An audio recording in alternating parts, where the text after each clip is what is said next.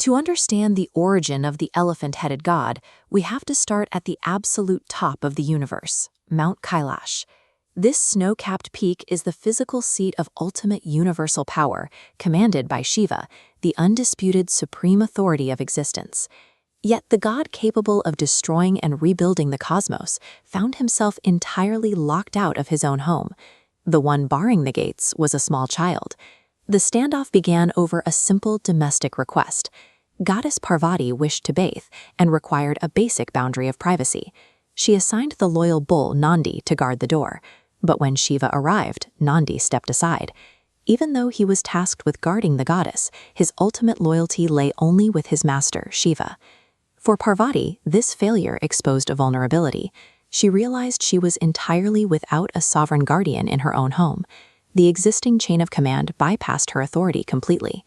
To fill that void, she created a son from her own form. She programmed him with a single, absolute directive: permit absolutely no one to enter without her direct command. Nandi's minor dismissal of a locked door inadvertently created an immovable object of pure devotion.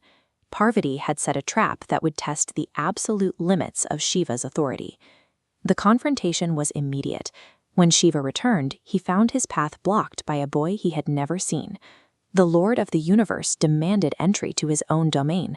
The child refused. This was a direct collision of forces, supreme entitlement clashing against absolute maternal duty.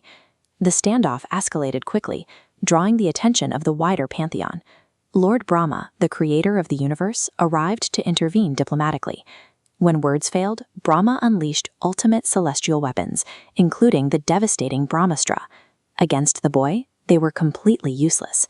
This conceptual flowchart illustrates exactly why those weapons failed. The hierarchy of the gods relies on pushing power downwards. But the child's power isn't martial. It is fueled entirely by pure devotion, generating an unbreakable upward vector that operates on a completely different cosmic frequency. The creator of the universe was forced to publicly admit defeat. He turned back to Shiva, begging him to find a solution. Absolute loyalty to a mother's command had broken the established hierarchy of power. Shiva was backed into a corner, leaving him with only one terrifying option. Shiva recognized that neither diplomacy nor standard divine intervention could bypass the boy's unshakable programming. In a catastrophic snap in judgment, Shiva resorted to lethal force. To forcefully re-establish his supremacy, he severed his own son's head. The result was a sudden, universe-altering shockwave. When Parvati emerged and discovered the execution, her maternal grief instantly mutated into pure, destructive rage. She delivered a terrifying ultimatum to the assembled pantheon. She would break her infinite patience and entirely unmake the universe if her son was not restored immediately. Shiva's forceful attempt to restore his authority over a locked door had accidentally placed the entire cosmos on the brink of extinction. With reality quite literally falling apart, Shiva made a desperate pivot. He ordered his cosmic forces to scour the world for a replacement head. The instructions were highly specific. They needed a child facing north, whose mother was sleeping with her back turned away from him. Deep in a snowy forest, the scouts found a calm, solitary elephant that perfectly matched the bizarre criteria. They returned with the massive head, fusing it to the boy's body in a miraculous surgical resurrection that brought him back from the dead. But simply bringing the boy back wasn't enough to appease Parvati's wrath. The terrified gods had to agree to a cosmic treaty, showering the child with powerful systemic upgrades. They granted him supreme intellect, an aura that permanently eliminates scarcity, and the ability to comprehend the deepest secrets of creation.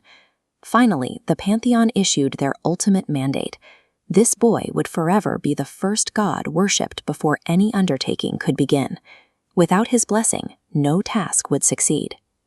The globally recognized elephant-headed icon of wisdom was born from conflict. He was forged as a mandatory treaty to resolve a devastating clash between a mother's law and a father's ego. Power often breeds a new challenge.